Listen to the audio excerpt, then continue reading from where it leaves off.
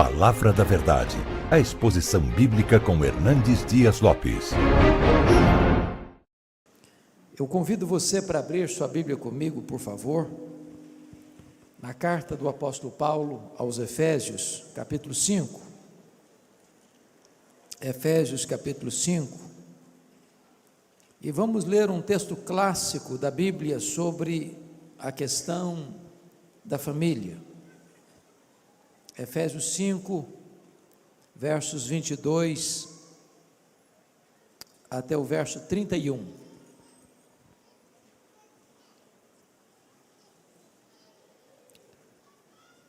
O apóstolo Paulo, falando do relacionamento conjugal, diz o seguinte: as mulheres sejam submissas ao seu próprio marido, como ao Senhor, porque o marido é o cabeça da mulher, como também Cristo é o cabeça da igreja, sendo este mesmo o Salvador do corpo.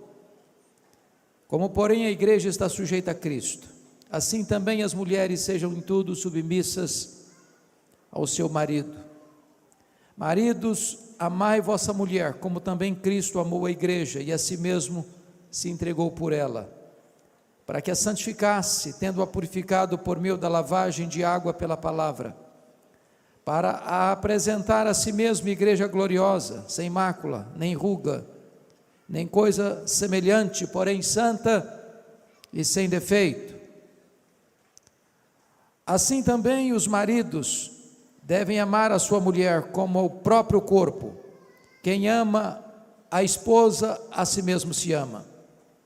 Porque ninguém jamais odiou a própria carne, antes a alimenta e dela cuida, como também Cristo faz com a igreja, porque somos membros do seu corpo. Eis porque deixa o homem a seu pai e a sua mãe, e se unirá à sua mulher, e se tornarão os dois uma só carne. Penso que todos nós estamos acompanhando de perto a conspiração não mais velada, não mais subjetiva, não mais de bastidor, mas uma conspiração afrontosa, deliberada, acirrada, contra a mais importante instituição que Deus criou, chamada família. A família preexiste ao Estado, a família preexiste à própria igreja. Não há igreja forte com famílias fracas, não há nação forte destruindo-se os fundamentos da família. O que nos choca e nos deixa perplexos é que aqueles que deveriam defender a família parece que usam todas as armas e armas de grosso calibre para desconstruir a família, a partir de próprios órgãos governamentais que têm como responsabilidade cuidar da educação e da formação do nosso povo, até mesmo com recursos públicos, patrocinam cartilhas, materiais didáticos, infiltrando-os nas escolas, doutrinando crianças e adolescentes, atacando de forma afrontosa e deliberada esta vetusta, esta importante instituição divina que é a família. Hoje, o maior canal de televisão, que é uma das mais poderosas armas de comunicação, não só do Brasil, mas do mundo, de forma idealizada, de forma consciente e deliberada, tem usado suas telenovelas para tentar minar os alicerces da família, para tirar da mente das pessoas o que é família, com a questão da ideologia de gênero, ensinando que quando uma criança nasce, ela nasce neutra, é a cultura, é o meio que vai determinar se ela vai ser homem ou se vai ser mulher.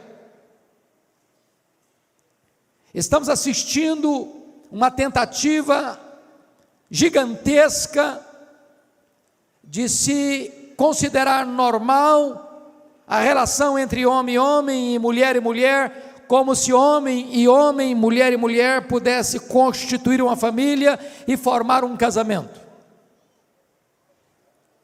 Nós precisamos dizer em alto e bom som à nação brasileira, às autoridades constituídas da nossa nação, aos meios de comunicação de massa desta nação, ao Ministério da Educação e Cultura, aos formadores de opinião deste país, que nós permanecemos de pé, que nós permanecemos firmes e inabaláveis em crer que Deus instituiu a família, que Deus instituiu o casamento, e que dentro da visão de Deus, casamento é a relação de um homem e uma mulher, e que nós não abrimos mão desses valores que são milenares, e que hão de reger daqui para frente, ainda e por sempre, a nossa família,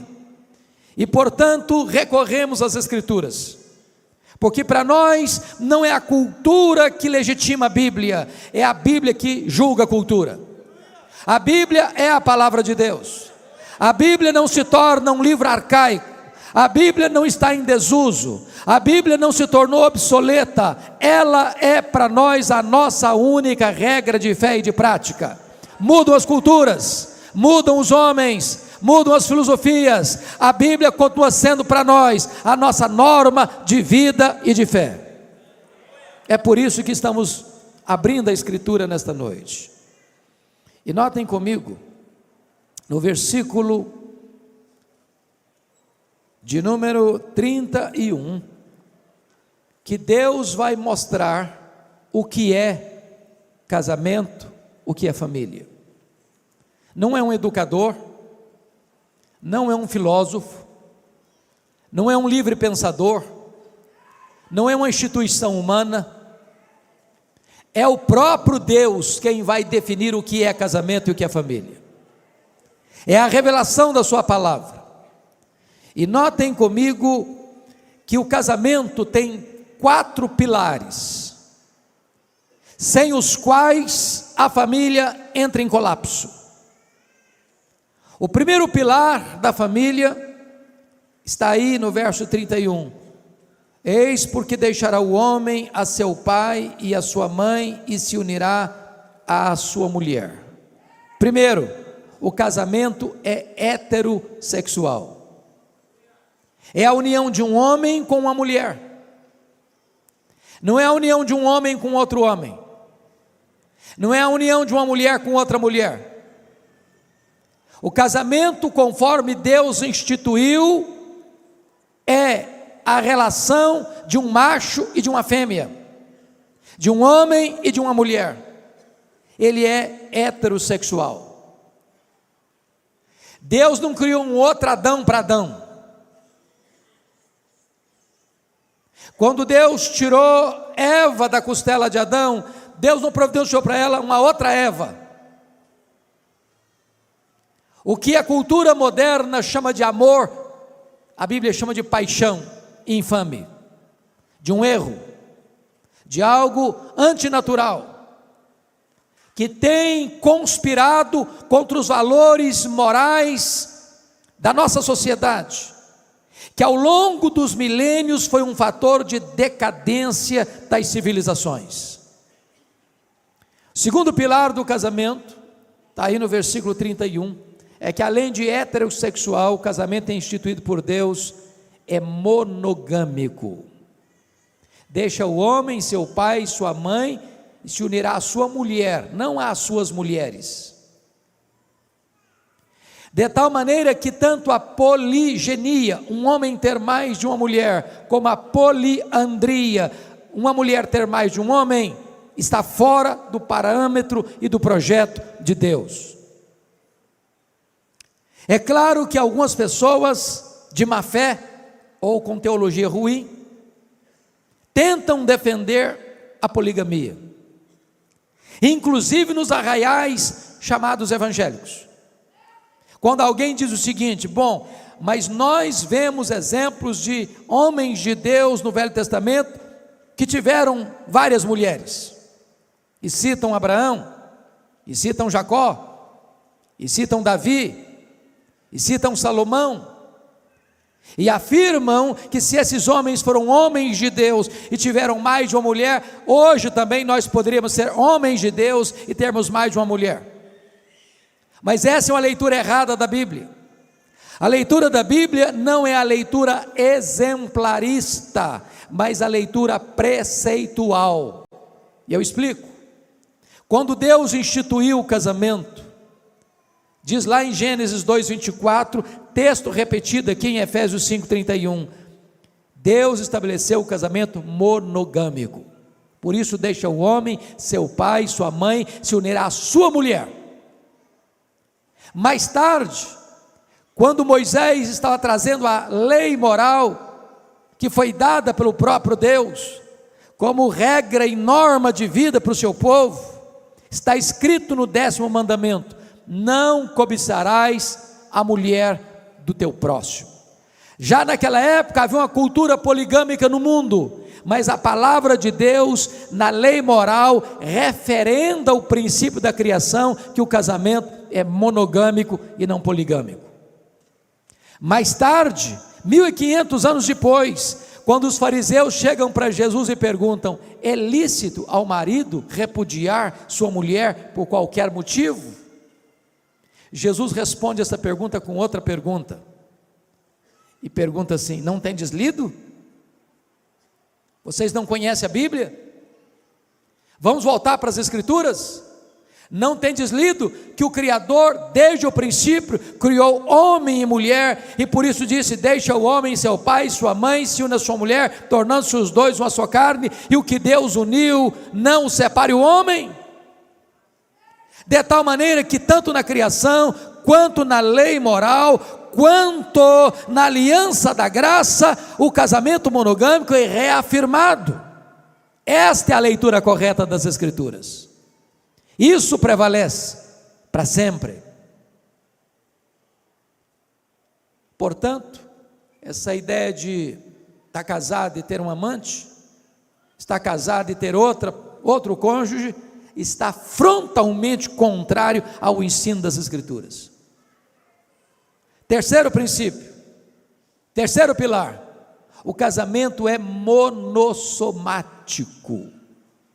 Deixa o homem, seu pai e sua mãe, se une à sua mulher, tornando-se os dois uma só carne. Ou seja, o rapaz e uma moça que vai para a cama no namoro, está pecando contra Deus. Isso é fornicação, está debaixo da ira divina.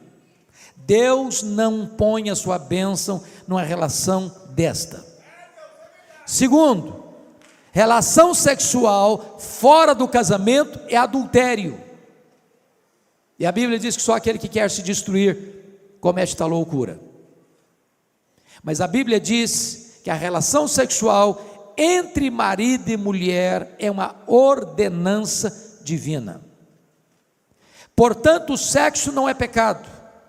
Deus criou o homem e criou a mulher, criou o macho e criou a fêmea, e instituiu o casamento para que esta bênção fosse usufruída de maneira santa, de maneira lícita, de maneira pura, porque a Bíblia diz: digno de honra entre todos é o matrimônio e o leito sem mácula. Mas o quarto pilar do casamento é que o casamento é indissolúvel. O que Deus uniu, não o separe o homem. E a palavra homem aí, na língua grega, está no neutro. É homem, é mulher, é marido, é esposa, é advogado, é juiz, é conselheiro. Nenhum ser humano tem competência de desfazer o que Deus fez. Agora preste atenção, tem gente que arranja uma desculpa dizendo o seguinte: ah, pastor, eu me separei, ou eu me divorciei, porque quando eu me casei, desculpem da expressão, ainda se amarrava cachorro com linguiça. Eu não sabia de nada não, eu casei inocente. Outra coisa, pastor, quando eu me casei contra a vontade dos meus pais, eu fui rebelde. Pastor, quando eu me casei, eu nem sabia o que eu estava fazendo direito, portanto, não foi Deus que me uniu, então eu estou me separando, então eu estou me divorciando. Deixa eu dizer uma coisa para você, mesmo que você tenha se casado na contramão da vontade de seus pais, mesmo que você tenha se casado sem ter compreendido plenamente o que era casamento, no momento em que você se casou, Deus ratificou aquela aliança. Vocês se lembram de Josué capítulo 9? Lá está escrito que Josué fez uma aliança com os gibeonitas sem consultar a Deus, apressadamente. Mas ao firmar aquela aliança, ele não pode mais quebrá-la. E 300 anos depois, o rei Saul quebrou aquela aliança, e o juízo de Deus veio sobre a nação de Israel. Notem isso, hoje 50% dos casais que vão ao altar, jurando amor um ao outro, depois vão para as barras de um tribunal, com mágoas e dores, desfazendo esta relação através de um doloroso divórcio. O preceito de Deus é: o que Deus uniu, não o separe o homem. Deus instituiu o casamento, Deus não instituiu o divórcio. Deus permite o divórcio por causa da dureza do coração, mas o casamento é a ordenança dele, é a vontade dele. A saída para um casamento não é o divórcio, a saída é o perdão, é a restauração, é a cura, é o renovo, é a redescoberta do projeto de Deus. Talvez você argumente: ah, pastor, mas o meu amor acabou. Ah, mas secou tudo. Ah, mas perdeu completamente o brilho. Deixa eu dizer uma coisa para você: se o seu sentimento secou, o mesmo Deus que fez a vara seca de Arão florescer, pode fazer florescer o sentimento no seu coração.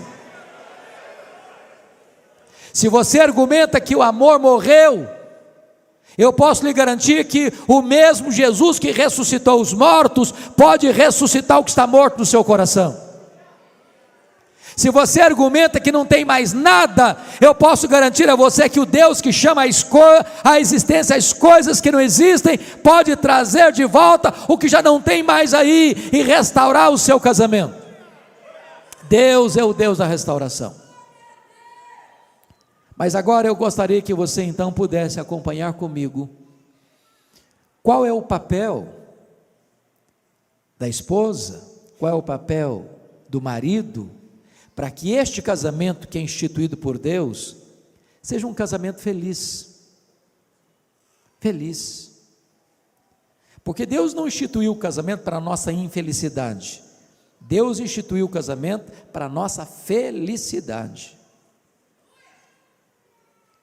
Nós podemos transformar um jardim grinaldado de flores, num deserto, num espinheiro. Nós podemos adoecer o nosso casamento. Como é que você pode ter um casamento feliz? Então eu gostaria que você notasse comigo a orientação das Escrituras. O apóstolo Paulo começa com as mulheres, e algumas pessoas pensam, e até afirmam isso de forma equivocada, que Paulo era machista. Isso não é verdade, não é verdade. Até porque quando Paulo escreveu esse texto, irmãos, em todas as culturas da época, a mulher era desprezada, A mulher era desprezada na cultura hebraica, era propriedade do pai quando solteira e propriedade do marido quando casada. Para você ter uma ideia, a mulher não recebia herança na época. Naquela época que Paulo escreveu esse texto, o divórcio entre os hebreus era terrivelmente fácil. Havia um rabino chamado Hilel, que dizia que se a mulher queimasse a comida, o marido podia se divorciar dela. Se ela levantasse a voz um pouco, o marido podia divorciar dela. Pois bem, o cristianismo vem para restaurar o valor da mulher. O cristianismo vem para resgatar o verdadeiro sentido do casamento e da família. Se você olhar para a cultura grega, a mulher era mais desprezada ainda. Para você ter uma ideia, o maior orador grego, Demóstenes, disse que o homem tinha prostitutas para o prazer, concubinas para o sexo diário e esposa para os filhos legítimos. Era essa a cultura grega. Xenofonte disse que a mulher deve ver pouco, escutar pouco e perguntar o mínimo. Esse era o conceito dos gregos sobre a mulher. É o cristianismo que vem resgatar o papel da mulher nessa cultura que desprezava e humilhava a mulher. Se você vai para a cultura romana, era pior ainda. Sêneca dizia que as mulheres se casavam para o divórcio ou para se divorciar, e se divorciavam para casar. Agora, quando você olha a cultura pós-moderna, a mulher virou um objeto da sensualidade, virou apenas peça de propaganda. E é nesse contexto que eu chamo a sua atenção para o versículo 22. As mulheres sejam submissas a seu próprio marido, como ao Senhor. Primeira coisa, eu tenho plena certeza que esse assunto não é palatável, que não é, numa linguagem bem contemporânea nossa, politicamente correto. Por quê?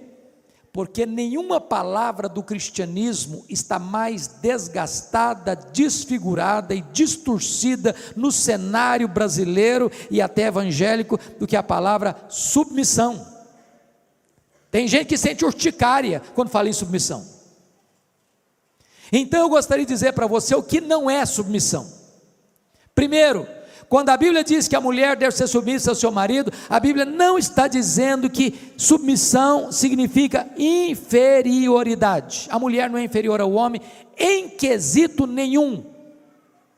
Primeiro, na criação. Aliás, diga-se de passagem, quando Deus foi criar o homem, Deus pôs a mão no barro. Quando Deus foi criar a mulher, Ele usou matéria-prima melhor. Tirou da costela do homem. Ambos têm o mesmo peso, o mesmo valor na presença de Deus.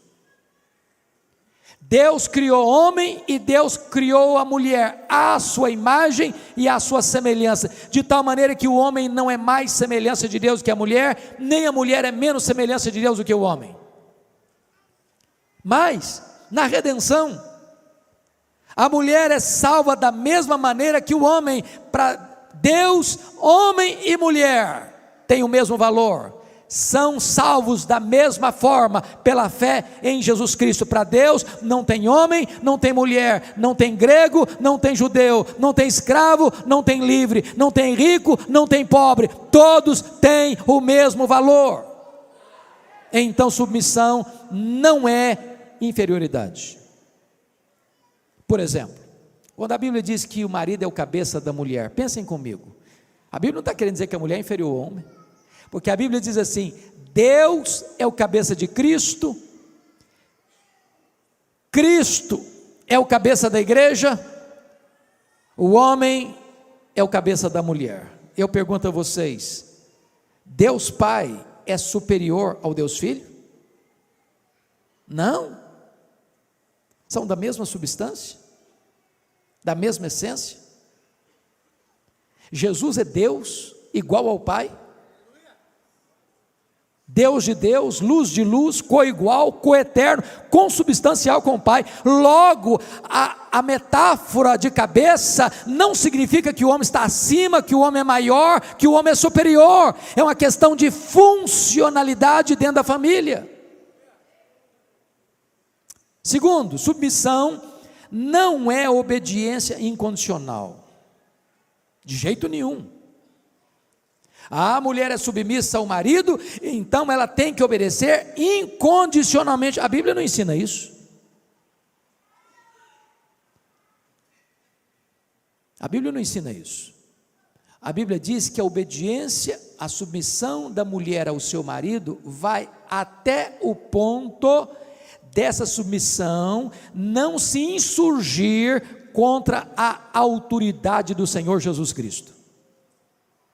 Se o marido requerer da sua esposa uma obediência servil, que vai levar essa esposa a desonrar a Cristo, a desobedecer a Cristo, a pecar contra Cristo, cabe a esta mulher desobedecer ao seu marido para obedecer ao Senhor Jesus.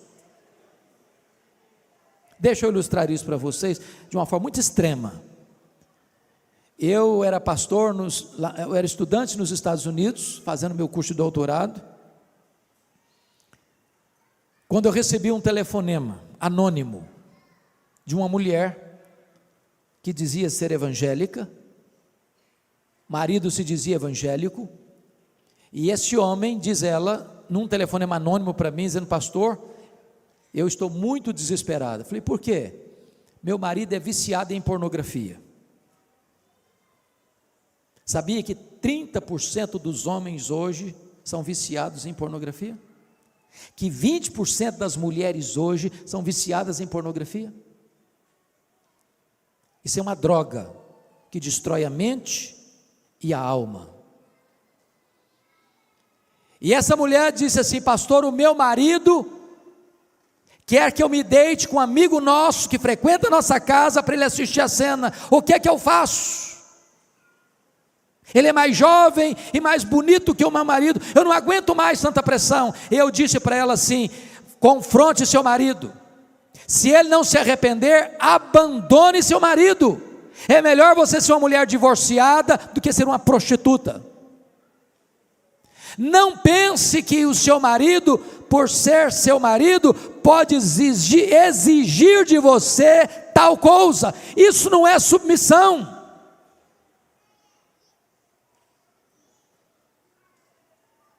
Portanto, a submissão da esposa ao marido não é uma submissão incondicional. O marido e a mulher estão debaixo de uma autoridade maior, a autoridade de Jesus Cristo. Se essas duas autoridades entrarem em choque, cabe a resposta dos apóstolos ao sinédrio: antes importa obedecer a Deus que aos homens. Terceiro lugar, irmãos. Terceiro lugar. Submissão não é submissão de gênero. Preste bem atenção nisso. Paulo diz: as mulheres sejam submissas não ao homem. Não está escrito isso aí. As mulheres sejam submissas ao seu marido. Não é que o sexo feminino é submisso ao sexo masculino. A Bíblia nunca ensinou isso. Não é de gênero a submissão, é numa relação familiar, porque Deus é Deus de ordem e não de caos.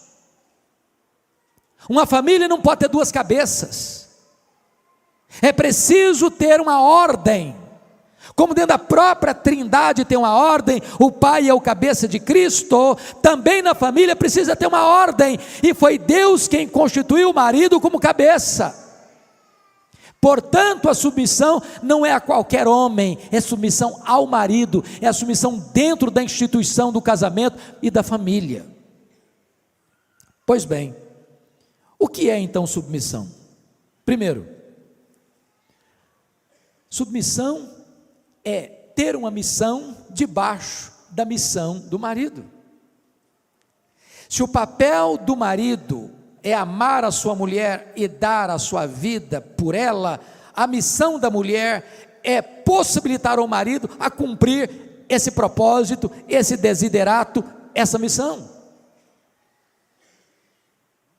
A mulher é submissa ao marido exatamente porque ela é serva de Deus. Em obediência à palavra de Deus, ela se submete ao seu marido. E eu vou lhe dizer algo maravilhoso: a submissão da mulher ao marido é a sua liberdade. Eu explico. Quando é que você é livre como cidadão brasileiro? É quando você obedece às leis ou quando você transgride as leis?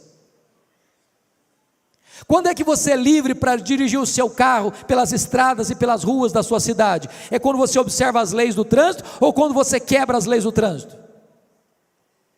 Quando é que você tira um belo som de um piano? É quando você segue as letras e as normas e as notas ou quando você toca as teclas atabalhoadamente?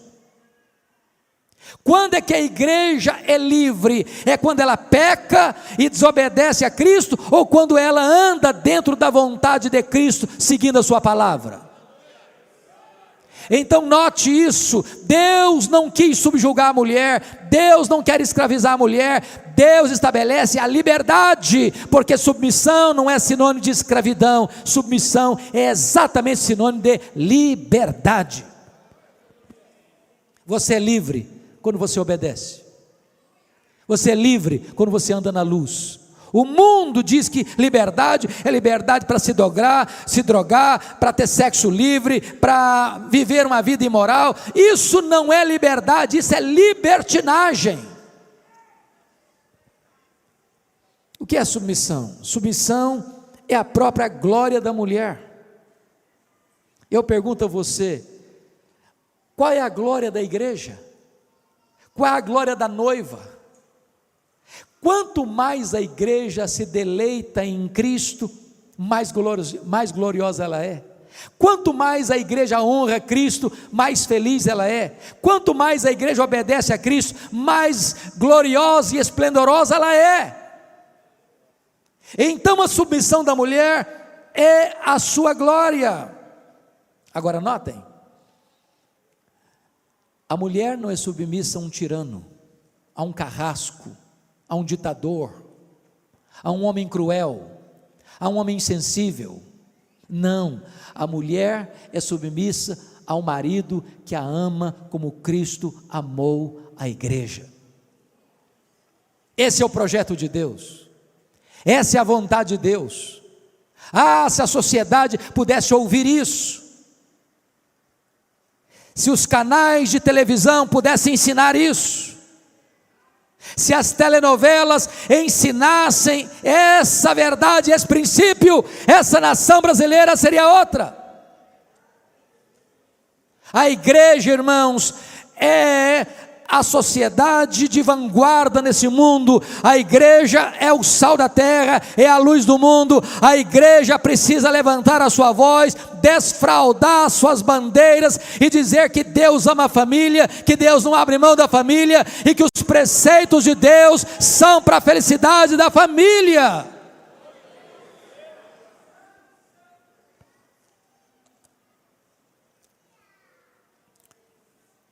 Então, se você, mulher, entende isso, você é uma mulher bem-aventurada. Sabe por quê?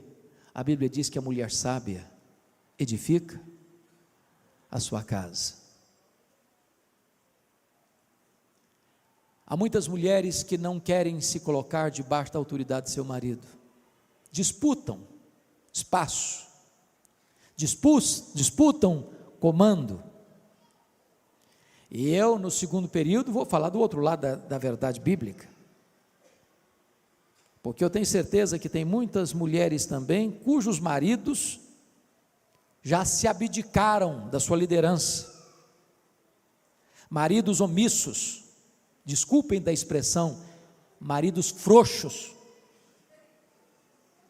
que não assumem o seu papel de líder da casa, de sacerdote do lar, não assume a responsabilidade de educar os filhos, de orar com os filhos, de orar com a esposa, de ser conselheiro, de ser intercessor, de ser amigo, de ser provedor, de ser uma bênção para a sua casa.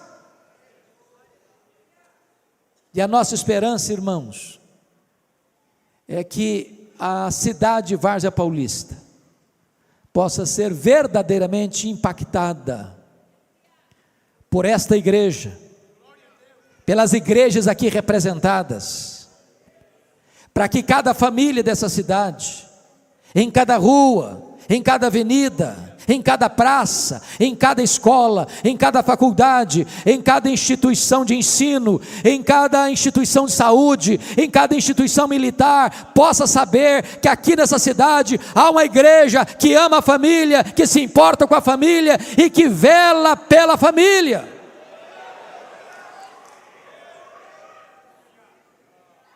Todos nós, irmãos, povo de Deus, precisamos ser um modelo para essa sociedade. Um modelo.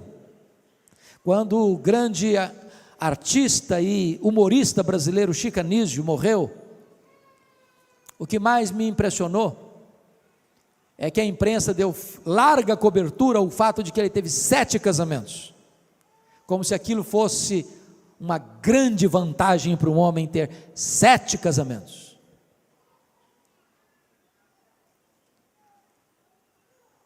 Um testemunho bonito é aquele que um homem viu as rugas surgindo no seu rosto e os cabelos se embranquecendo ao lado da mesma mulher, com amor, com afeto, com ternura. Casamento não tem que ser seco, não tem que ser árido. Casamento tem que ser um casamento de amor, de comunhão, de alegria, em todas as fases da vida. E eu quero terminar esse primeiro período contando para vocês uma história que me marcou muito, muito mesmo. Porque tem muito casamento, inclusive dentro das nossas igrejas, que se mantém, mas estão secos, mas estão sem alegria, estão sem óleo, perdeu o romantismo, não tem mais elogio, não tem mais afeto, não tem mais doçura. E nós precisamos resgatar isso, porque não é apenas com os princípios que nós vamos impactar a sociedade, a cidade de Várzea Paulista, é sobretudo com o exemplo. A cidade precisa olhar para nós e dizer o seguinte: veja como esse casal vive, veja como eles andam, veja como eles tratam um ao outro, vejam como eles cuidam dos seus filhos, vejam como eles andam de mãos dadas, vejam como eles se amam. É isso que vai impactar, é isso que vai mexer com as pessoas, é perceber que é possível você envelhecer junto, amando a mesma pessoa, que é possível você caminhar junto, superando crises, que é possível você superar dificuldades pelo perdão, que é possível você se levantar e ser restaurado por Deus e retomar a sua caminhada conjugal, mesmo depois de um revés, que você pode tapar a porta dos fundos e dizer não para o divórcio e sim para o casamento.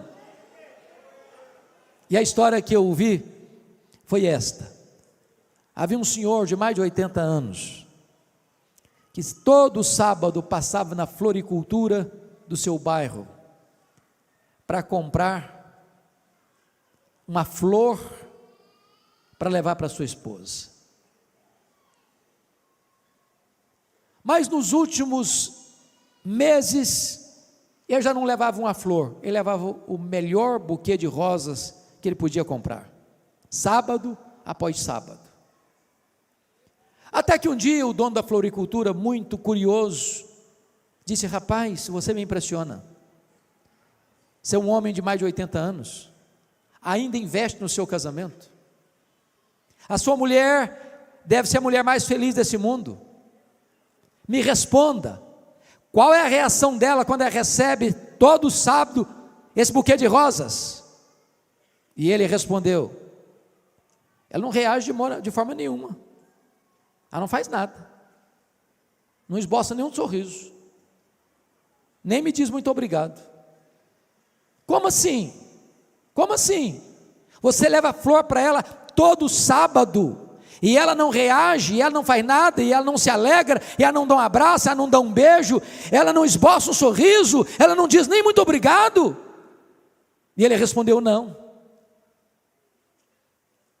Mas como? Ele disse: a minha mulher tem Alzheimer, ela não sabe mais quem eu sou, ela não sabe que eu sou o marido dela.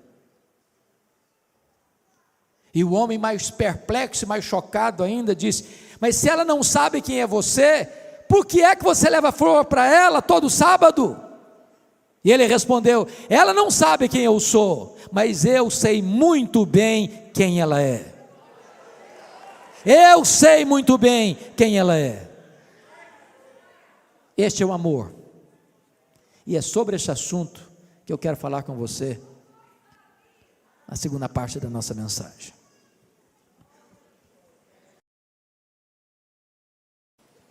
Retomando então, irmãos, ao texto de Efésios, podemos afirmar com total clareza que nenhuma mulher tem dificuldade de submeter a um homem que a ama como Cristo amou a igreja.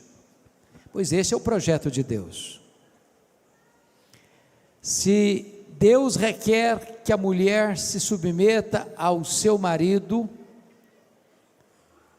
Deus requer que o marido ame a sua mulher como Cristo amou a igreja. O padrão para o homem, para o marido, é muito mais elevado. Então, nenhum homem cristão pode, em nome da submissão da esposa a ele, explorar a esposa, subjugar a esposa, massacrar a esposa, fazer dela um capacho. Esse não é o projeto de Deus, essa não é a vontade de Deus. Então veja comigo qual é o papel do marido. Confira aí, por gentileza, versículo 25. Maridos, amai vossa mulher como também Cristo amou a igreja e a si mesmo se entregou por ela. Primeira coisa é que Deus requer que o marido ame a mulher, nem requer que ele entenda a mulher. Acho que o desafio fica grande demais. Deus requer que o marido ame a mulher, nem sempre vai entendê-la, mas é preciso amá-la. E quando você fala que o marido deve amar a sua mulher, isso implica três coisas. Primeiro, quem ama declara que ama. É claro, gente. Há um livro de um autor muito conhecido no Brasil. Esse livro chama-se As 5 Linguagens do Amor. E ele disse que a palavra amor é uma palavra que hoje não tem consenso no seu entendimento. Porque para algumas pessoas, amor é ouvir essa declaração: eu te amo. Qual foi a última vez que você falou para sua mulher: eu te amo? Eu sei que foi hoje, não foi? Para outras pessoas, amor é serviço. Se você não ajuda sua mulher a lavar a louça da janta, você não ama nada, porque a linguagem que ela entende por amor é serviço. Eu sei que você daqui é tipo de marido que ajuda, claro, né? Não tem nenhum marido machista aqui. Para a terceira pessoa, amor é tempo de qualidade. Se você não está perto, se você não fica junto, se você não agenda para ficar perto, você não ama, porque a pessoa entende que amor é isso. Para a quarta pessoa, amor é contato físico. Se você não abraça, não beija, não está junto, você não ama, porque a linguagem que a pessoa entende de amor é isso. Para a quinta pessoa, amor é cartão de crédito. Se você é um marido pão duro, munheca, mão de vaca, você não ama coisa nenhuma. É claro que vocês são maridos generosos, né? Que compram um presentinho de vez em quando, sem ser dia de aniversário, aniversário de casamento, aniversário da sogra, vocês gostam de comprar um presentinho de vez em quando, não é isso? Quem ama, declara que ama. Se a gente não cultivar esse hábito, perde-se essa prática. Tem constrangimento depois. Pastor Alberto, uma das coisas mais assim constrangedoras do meu pastorado, que o primeiro casamento que eu celebrei em Bragança Paulista, no meu primeiro ano de ministério, passado um ano, o casal veio ao meu gabinete pastoral, e a mulher estava muito brava com o marido, e ela me disse assim: pastor, a última vez que o meu marido me disse que me ama, foi no dia do casamento, nunca mais ele falou. E ele olhou para ela assim desconfiado e disse: mas precisa dizer de novo? Não falta nada para você? Coitado, não tinha entendido nada. Pior do que esse foi aquele que disse no dia do casamento no altar: hoje eu estou te avisando que eu te amo, se um dia eu me arrepender eu te aviso. Quem ama, declara que ama. Segundo, quem ama, tem tempo para a pessoa amada. Meus irmãos, eu sei que todos nós temos agenda muito complicada, mas deixa eu dizer uma coisa para você: sua mulher, seus filhos precisam ter prioridade na sua agenda. Deixa eu lhes dar um exemplo hoje. Eu quase fui indelicado com meu querido colega, estava vindo para a igreja, o telefone tocou. Se fosse outra pessoa, não teria atendido. E o senhor percebeu que eu interrompi a sua fala comigo, pedi licença e atendi. Por que eu atendi? Porque era minha esposa. E eu tenho um princípio: eu posso estar na reunião mais importante da vida, o telefone tocou, eu olhei, é minha esposa, é meu filho, é minha filha, é minha nora, eu atendo na hora. Na hora. Se tiver uma necessidade, eu peço licença e saio na hora. Porque muito obstante você tenha tantos compromissos, a sua família precisa saber que você tem acesso à sua agenda a qualquer dia, qualquer hora, em qualquer lugar, e tem prioridade. Quem ama tem tempo para a pessoa amada. Deixa eu lhes contar um fato, me permitam, da minha experiência. Eu fui para Vitória em 1985 para ser pastor. No ano seguinte, eu era solteiro.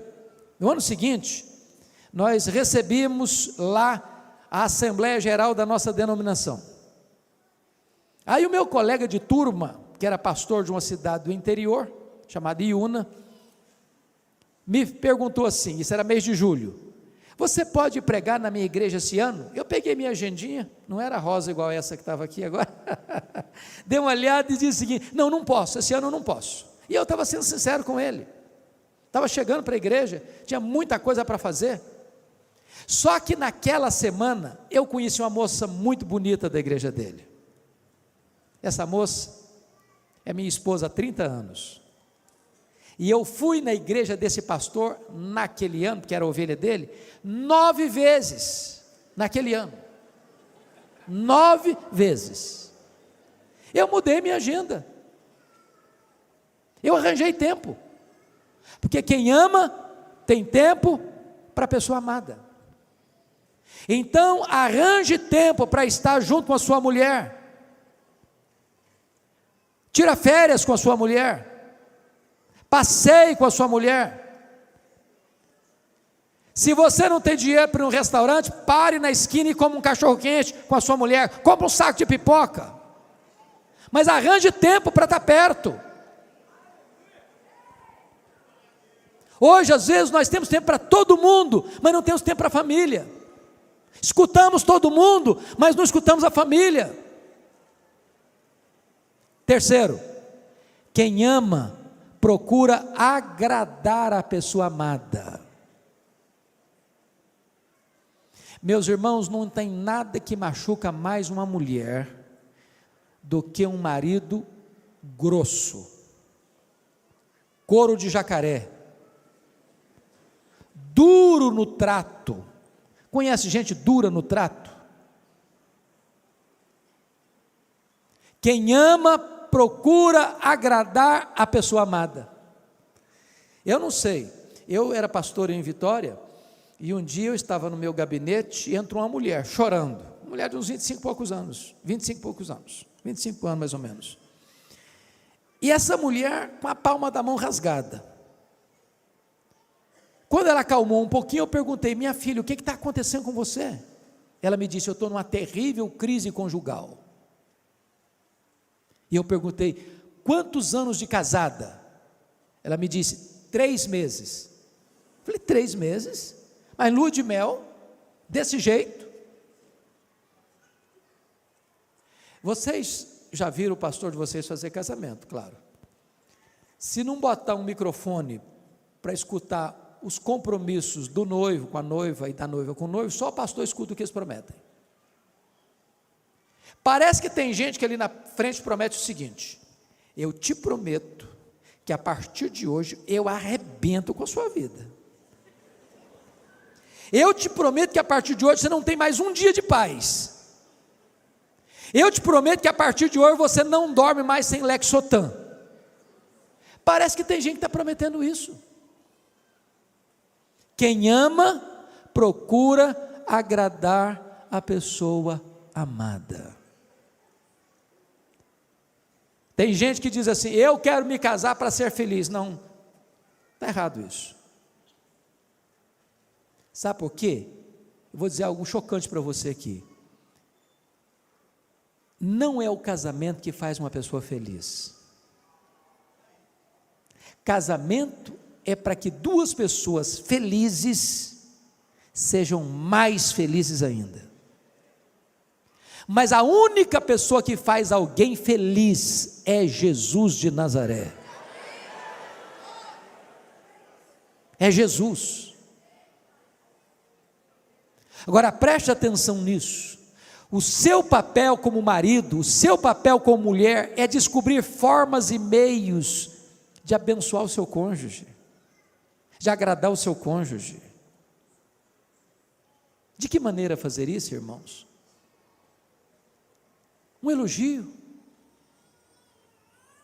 Nós temos que aprender a sermos pródigos nos elogios e cautelosos nas críticas. Eu conheço casal que pensa que vai melhorar o cônjuge com a lupa na mão, identificando os pontos falhos. Não, eu tenho que descobrir quais são os pontos falhos do meu marido, da minha esposa, para corrigi-los. Não é assim que você ajuda o seu cônjuge. Aliás, você deve identificar quais são os pontos fortes e enaltecê-los. Um elogio sincero vale mais do que 1000 críticas. Você pega mais mosca com a gota de mel que com barril de fel. Quem ama, procura agradar a pessoa amada. Agora, quando o marido ama a sua mulher, como é que ele expressa isso? Vamos olhar nas Escrituras. Primeiro, o marido deve cuidar da vida espiritual da esposa. Olha comigo, por gentileza, versículo 25 a 27. Maridos, amai vossa mulher como também Cristo amou a igreja, a si mesmo se entregou por ela. Então, primeiro é um amor sacrificial. Você não pode fazer igual Isaac. Sabe o que Isaac fez? Quando ele chegou lá naquela terra e viu que a mulher dele era muito bonita, falou: esses caras vão me matar por causa da minha mulher. Aí botou a mulher dele como escudo. Não, não é minha mulher, não é minha irmã. Foi covarde, foi frouxo. A partir daquele momento, leia bem a sua Bíblia, você vai ver que Rebeca não conversa mais com Isaac tete a tete, ela escuta o marido por trás da porta. Acabou o diálogo, acabou a confiança. Que marido é esse que não assume que é meu marido em público? Que marido é esse que me coloca para protegê-lo como escudo, em vez dele abrir o peito e dizer: não, eu estou aqui é para proteger a minha mulher, eu estou pronto a morrer por ela.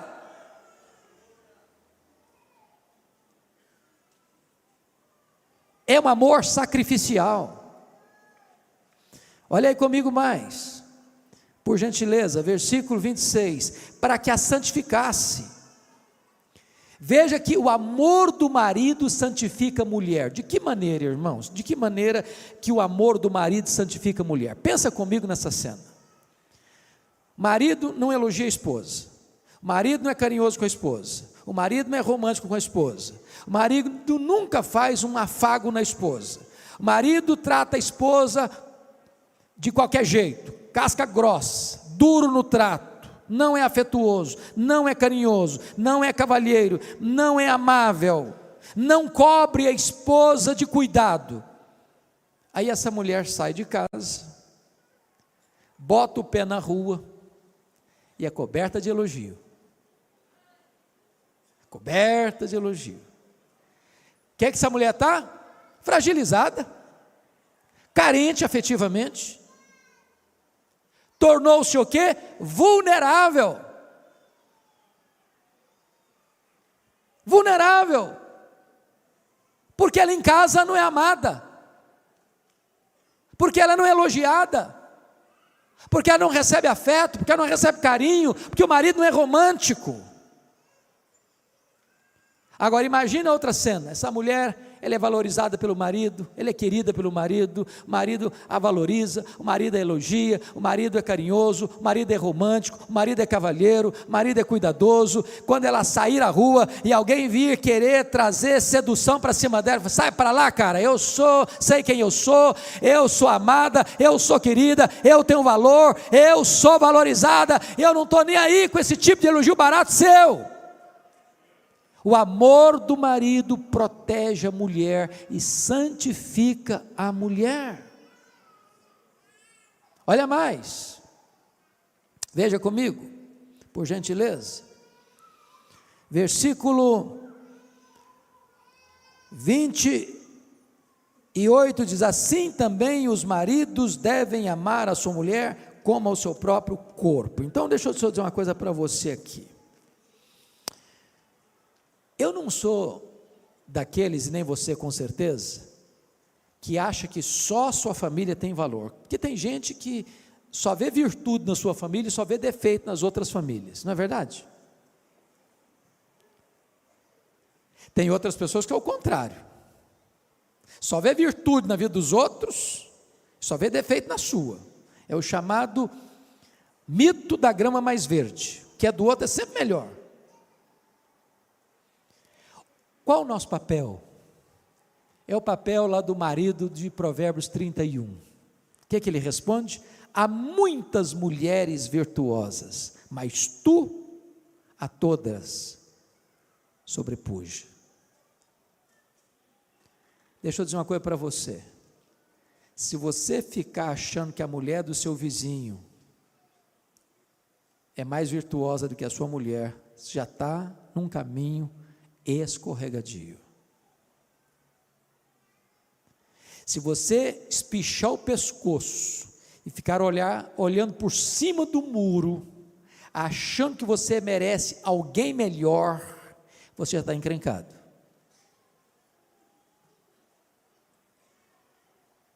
Você precisa entender que você tem que vigiar o seu coração, para que você não queira ter quem você não pode ter, e para que você valorize quem você tem, quem Deus lhe deu. Segundo ponto que eu quero chamar a sua atenção, é que o marido não cuida apenas da vida espiritual da sua mulher, o marido deve também cuidar da vida emocional da sua mulher. Olha comigo os versos 28 e 29 então.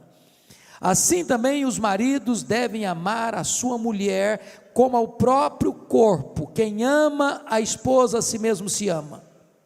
Porque ninguém jamais odiou a sua própria carne, antes a alimenta e dela cuida, como também Cristo faz com a igreja. Então vamos entender uma coisa aqui, irmãos.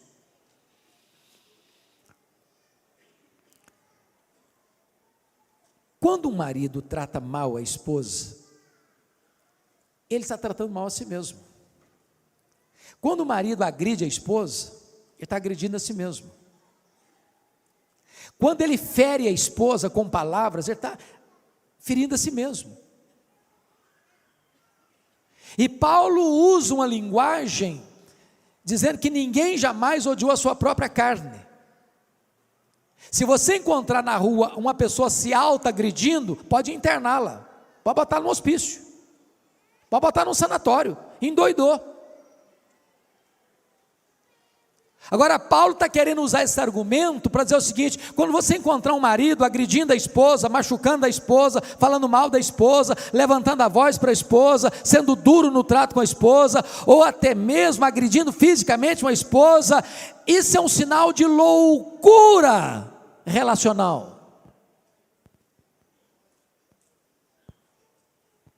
Porque a esposa é carne da sua carne. Então deixa eu dizer uma coisa para você, marido.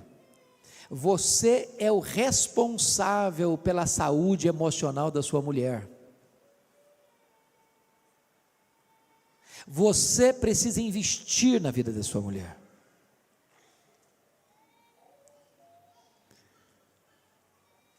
A sua mulher tem determinadas carências na área emocional que ninguém mais pode suprir a não ser você. E preste atenção que isso é altamente espiritual. Sabe por quê? 1 de Pedro 3,7 diz assim: se você não viver a vida comum do lar, tratando a sua esposa como o vaso mais frágil, as suas orações, marido, são interrompidas. Você pode levantar a mão para o céu e dar glória a Deus na igreja, se lá em casa você deita o braço na sua mulher, as suas orações na igreja não valeram nada. O que Deus está dizendo é que você não pode ter um relacionamento correto com Deus, se você não está tendo um relacionamento correto com a sua mulher. Você é o responsável pela vida emocional da sua mulher. Mas notem comigo mais,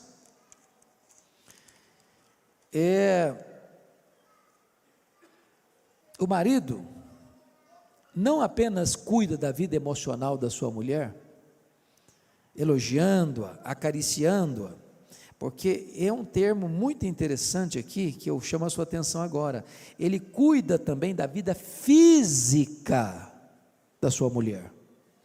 Olha, por gentileza, o que está escrito no verso 29 ao verso 31, porque ninguém jamais odiou a própria carne, antes a alimenta e dela cuida.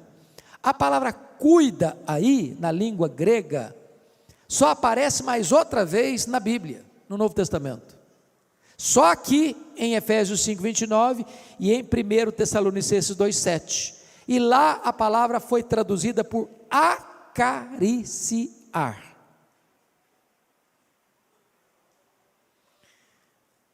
Não é que só a mulher que gosta de carinho e de afago, não, o homem gosta também, não só gosta, precisa, mas cabe ao marido acariciar a sua mulher. Eu estou falando de um ato físico, e que é legítimo, e que é a expressão da vontade de Deus, e que é o projeto de Deus, que marido e mulher tenham um afeto um pelo outro, sejam carinhosos um com o outro, façam um afago um no outro, abraçam um ao outro, beijam um ao outro, sejam afetuosos um com o outro, tenham carícias um com o outro. É o que a Bíblia diz em Provérbios. Por que você vai buscar a fonte alheia, a fonte estranha, se Deus botou um manancial para você dentro da sua casa, no seu casamento? Para que você vai buscar prazer lá fora, se Deus deu para você essa fonte de prazer? Então usufrua o que Deus deu para vocês. Deixa eu dizer uma coisa aqui bem aberta para vocês. Ter sexo fora do casamento, antes do casamento, é pecado. Ter sexo fora do casamento é pecado. Mas não ter sexo no casamento também é pecado. É ordem de Deus: não vos priveis um ao outro. E eu estou dizendo para vocês algo extremamente espiritual. Sabe por que é extremamente espiritual?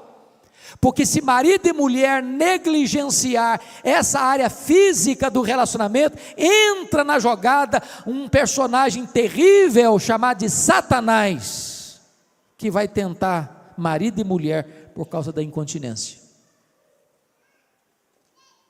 Irmãos, isso não é opinião de homens, isso é a palavra de Deus, isso é o ensino da Escritura. Isso é Deus blindando o casamento para que não haja brecha para o inimigo entrar. Agora é claro, irmãos, é claro, Marabel Morgan, se vocês um dia, mulheres, acharem esse livro numa livraria, comprem A Mulher Total, de Marabel Morgan. E Marabel Morgan disse que o sexo para a mulher começa no café da manhã. Sabe o que significa isso? Se o marido for grosso com a mulher desde o amanhecer do dia, de noite vai ter pedra no colchão.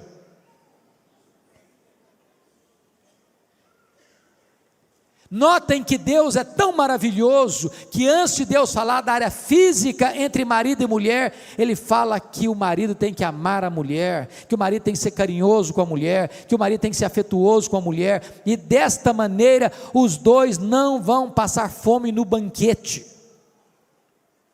Irmãos, eu estou sendo claro com vocês? Ou preciso botar a legenda? Esse é o projeto de Deus.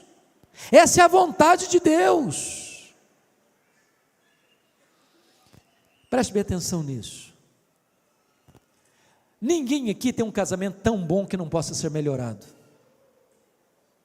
Ninguém aqui tem um casamento tão ruim que não possa ser restaurado.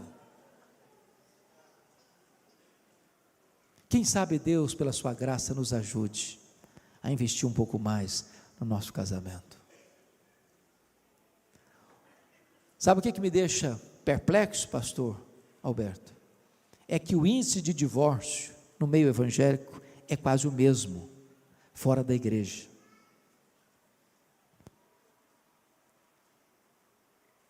Sabe o que me deixa triste?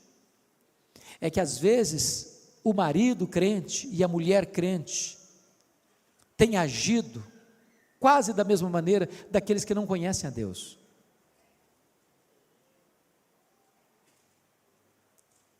Sabe o que me deixa preocupado?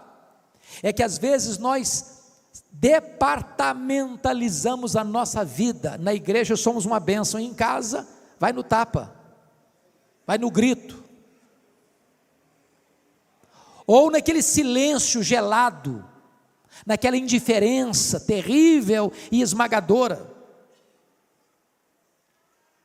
Irmãos, eu estou cansado de receber e-mails e cartas anônimas dizendo: pastor, eu não aguento mais, meu marido é crente, meu marido é líder da igreja, meu marido canta no coral, meu marido faz isso na igreja, faz aquilo outro, mas em casa ele não me ama, ele não fala comigo, ele não é carinhoso comigo, ele nem me respeita.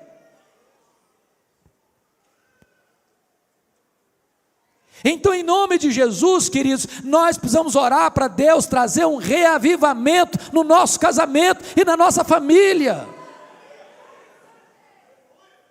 A família precisa ser o alvo do nosso afeto, da nossa atenção máxima, do nosso carinho maior, do nosso maior investimento. Nós não poderemos ter reavivamento na igreja se a nossa casa está em crise, porque o que é a nossa igreja, senão a somatória das nossas famílias? Mas deixa eu concluir, dando uma palavrinha rápida, no capítulo 6, versos de 1 a 4, por favor, dê uma olhadinha aí. Filhos, obedecei a vossos pais no Senhor, pois isto é justo. Honra teu pai e tua mãe, que é o primeiro mandamento com promessa, para que te vá bem e sejas de longa vida sobre a terra. Verso 4, e vós pais, não provoqueis vossos filhos a ira, mas criai-os na disciplina e na admoestação do Senhor. Presta atenção, que no verso 1, a palavra pais, é pai e mãe. Filho tem que obedecer pai e mãe. Filho tem que honrar pai e mãe. Mas no verso 4, e vós pais, não provoqueis vossos filhos a ira, mas criai-os na disciplina e na admoestação do Senhor.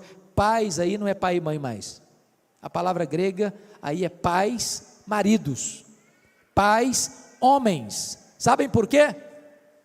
Porque diante de Deus, o responsável pela formação espiritual dos filhos é do marido.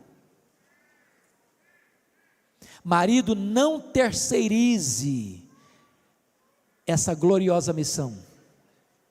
Não transfira para sua mulher a educação cristã dos seus filhos. Deus colocou você como responsável. Você é o sacerdote do seu lar. Agora notem vocês que numa época em que o pai, na cultura romana, em que o pai tinha total poder e autoridade sobre os filhos, o que o apóstolo Paulo orienta é cautela, critério e cuidado, dizendo assim: pais, não provoqueis vossos filhos a ira. De que maneira você pai que está aqui hoje, pode provocar seu filho a ira?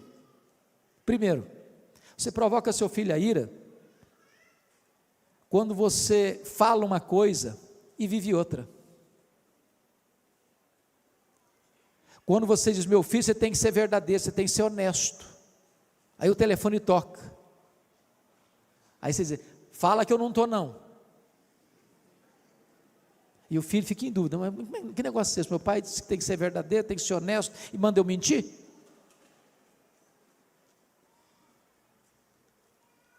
Você provoca seu filho a ira quando você compara um filho com outro e tem predileção por um filho em prejuízo do outro, e age como Isaac e Rebeca: eu tenho um filho predileto, não, o outro é que é meu predileto. Você provoca um filho a ira quando você requer dos filhos o mesmo desempenho, quando você só pode requerer o mesmo empenho. E eu explico. José e João são irmãos, filhos do mesmo pai, da mesma mãe, vão para a aula, na mesma prova, um tira 10, o outro tira 8. Às vezes quem tirou 8 estudou mais que quem tirou 10, porque você não pode exigir dos filhos o mesmo desempenho. Você pode exigir sim, estudar o mesmo tempo, ter o mesmo esforço, ter a mesma dedicação, mas você não pode exigir o mesmo desempenho. São pessoas diferentes. Você provoca um filho a ira quando você cobra sempre e não elogia nunca. Por exemplo, o menino chega em casa todo feliz, diz: papai, eu tirei 9 na prova de matemática, e você diz: menino, quando é que você vai tirar 10? O menino fica todo desanimado, falei: nunca vou conseguir agradar meu pai.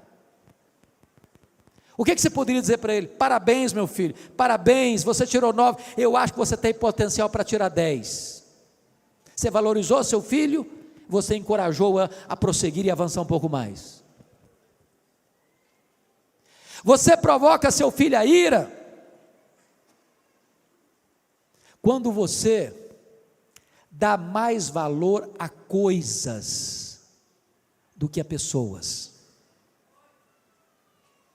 Você lisa mais o seu carro do que faz polimento nos relacionamentos.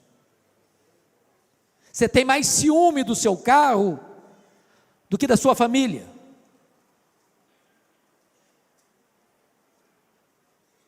Você provoca seu filho a ira quando você grita com ele em vez de dialogar com ele, conversar com ele. Meus irmãos, notem isso.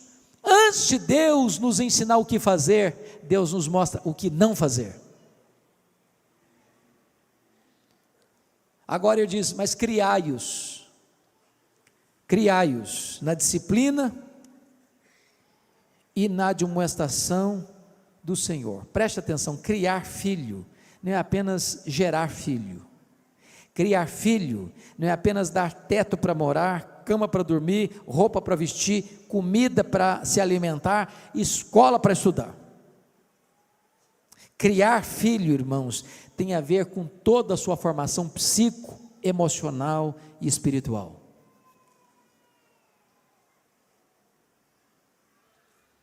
Nós estamos vivendo uma geração muito complicada. Tem muitos pais que terceirizam os filhos para outros cuidarem, para outros educarem. E eu quero crer em nome de Jesus que aqui não tem nenhum pai nem uma mãe que entregue seus filhos à babá eletrônica.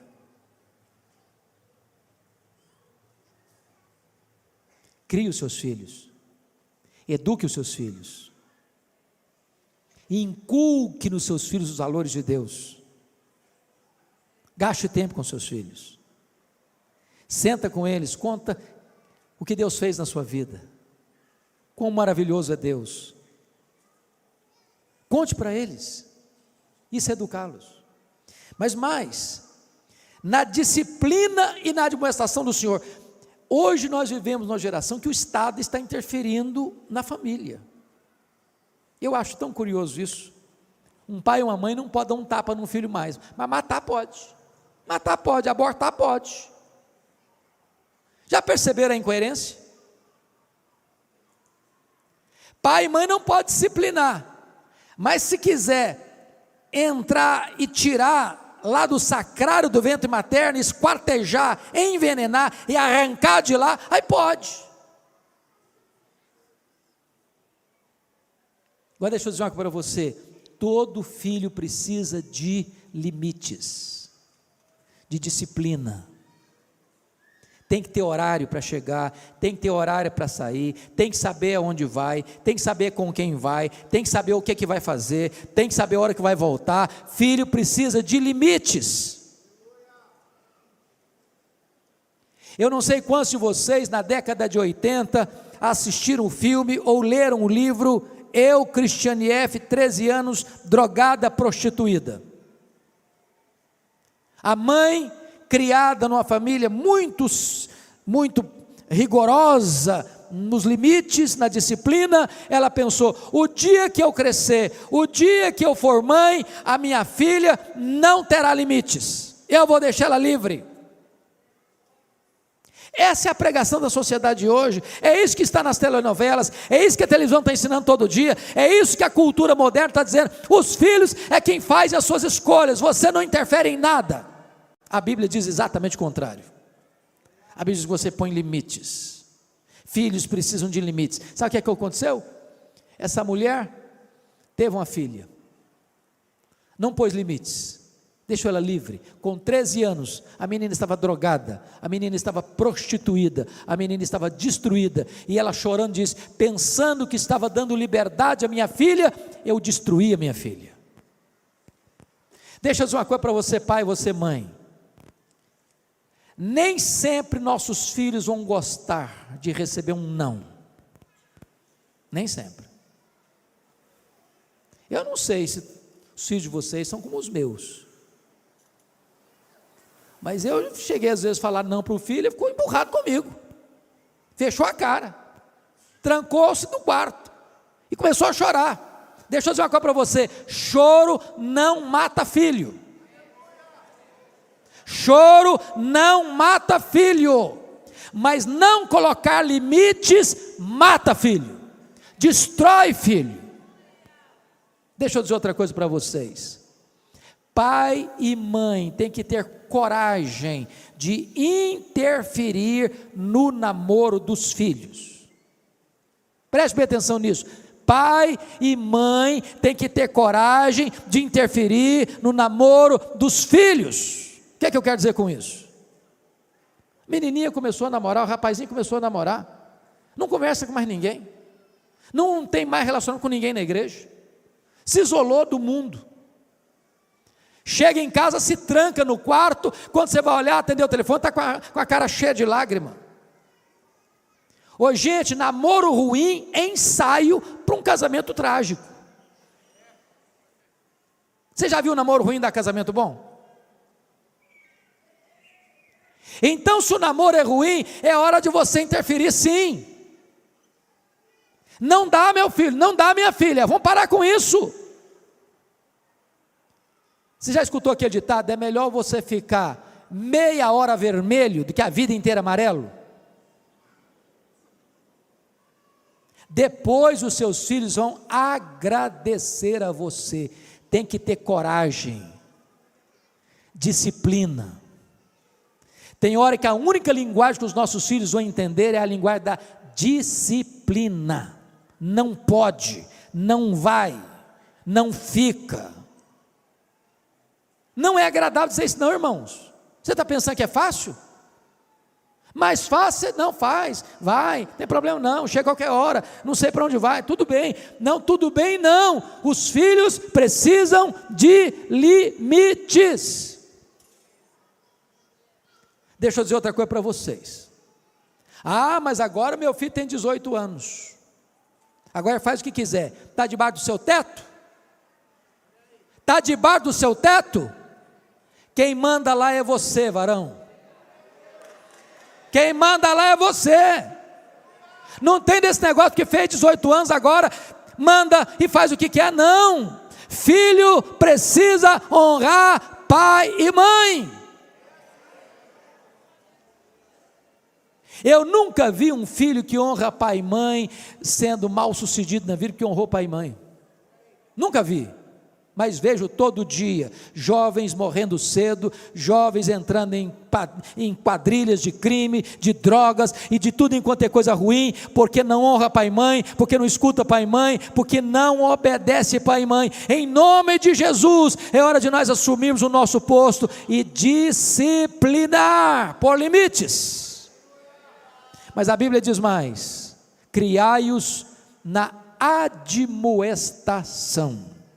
A palavra admoestação tem a ver agora com conversa, com confronto verbal.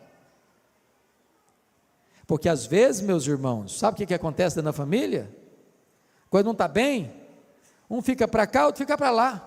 Há um silêncio, o medo da conversa, o medo do confronto, o medo do enfrentamento. Eu não estou falando de brigar não, irmãos, não estou falando de gritar não. A autoridade não é falar alto, a autoridade não é dar murro na mesa. Eu gosto muito de uma frase de Erich Fromm, quando ele disse o seguinte: há dois tipos de autoridade, a autoridade imposta e a autoridade adquirida. A autoridade imposta é quando você grita: aqui quem manda sou eu. Quando você precisa gritar para falar isso, é porque já perdeu a autoridade.